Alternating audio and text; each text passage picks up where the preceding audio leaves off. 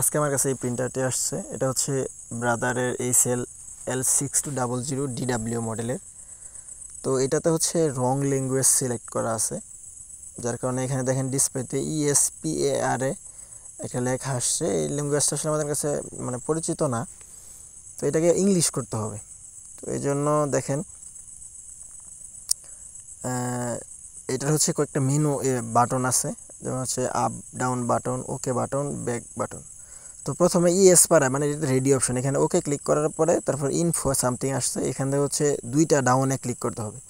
ডাউনে দুইটা ক্লিক করার পরে এটা যেটা আসবে এটাই হচ্ছে ল্যাঙ্গুয়েজ। তারপর হচ্ছে ওকে করার পরে এখানে হচ্ছে লোকাল ল্যাঙ্গুয়েজটা যেটা আছে এটা সিলেক্ট করতে হবে।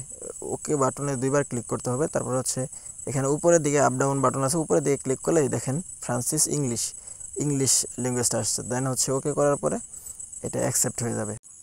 এখন অ্যাকসেপ্ট হওয়ার পরে ল্যাঙ্গুয়েজগুলো ইংলিশ হয়ে গেছে সব জায়গায়।